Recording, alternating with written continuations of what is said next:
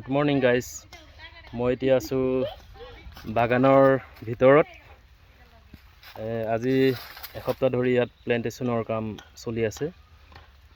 চাহ বাগানৰ মাজে মাজে চাচি পুলি ৰোপণ কৰি থকা হৈছে আৰু এতিয়া মই আপোনালোকক দেখুৱাইছোঁ। ইয়াত আজি ৰাতিপুৱাৰ ভাগত মই খুঁটি মাৰিবলৈ দিছোঁ।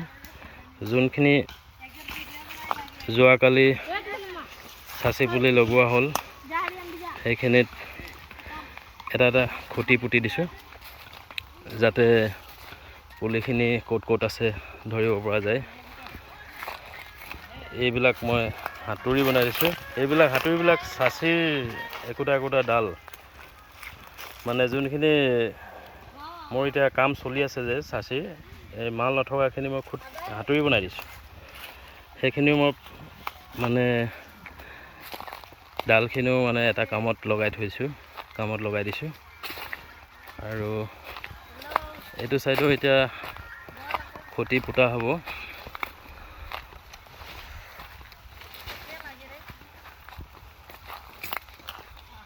আজি এসপ্তাহৰ আগৰ পৰা যিমানখিনি পুলি ৰোপণ কৰা হ'ল, সেই গোটেইখিনিতে আজিৰ দিনটো খুঁটি পোতা কাম কৰা হ'ব।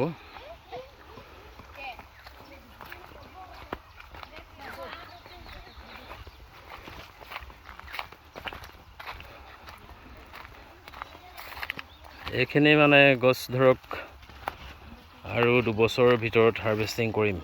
এইখিনি নেচাৰেল ফাংগাছ হৈ গৈছে, সেইটো কাৰণে মানে নতুনকৈ ইয়াত প্লেণ্টেশ্যন কৰা হ'ল। ধৰক সেইখিনি হাৰ্ভেষ্টিঙৰ সময়ত এই যোনখিনি নতুনকৈ প্লেণ্টেশ্যন কৰি থকা হৈছে, এই এনেকুৱা চাইজৰ হৈ যাবগৈ, এইটো চাইজৰ হৈ যাবগৈ।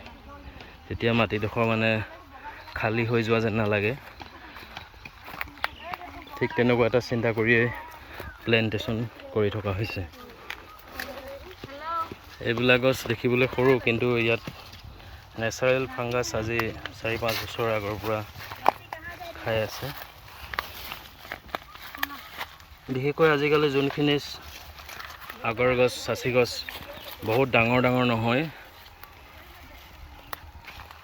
আগৰ যোনখিনি ধৰক 30-40 বছৰীয়া গছ, সেইখিনিহে মানে ডাঙৰ হয়।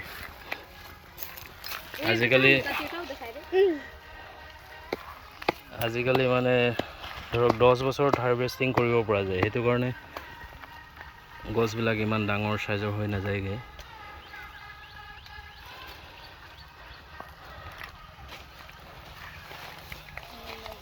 এইবিলাক এনেধৰণে লাইন লাইন কৰি খুঁটি পুতি দিয়া হৈছে।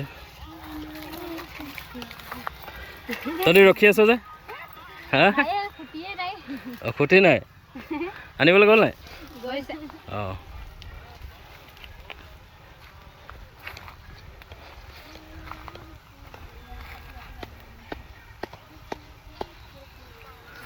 খুঁটিবোৰ অকণমান চিধা চিধাকৈ পুতিবি দেই।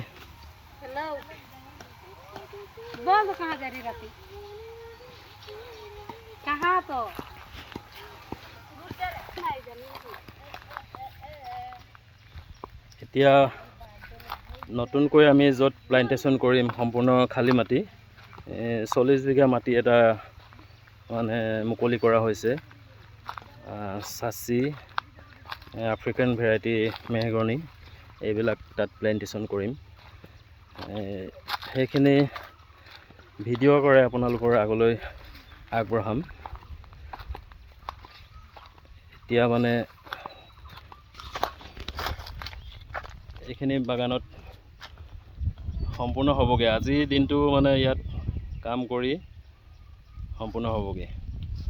30জন কৰ্মচাৰীয়ে কাম কৰি আছে এইখন বাগানত। এতিয়া আজি ইয়াত কাম সামৰণি পেলাই নতুনকৈ অহা কাইলৈৰ পৰা প্লেণ্টেশ্যনৰ কাম আৰম্ভ হ'ব। ঠিক আছে, আপোনালোকক আগলৈ দেখুৱাই যাম। মোৰ পেজটো ফ'ল' কৰি দিব, তেতিয়া নতুন নতুন ভিডিঅ' পাই থাকিব। ঠিক আছে, ধন্যবাদ।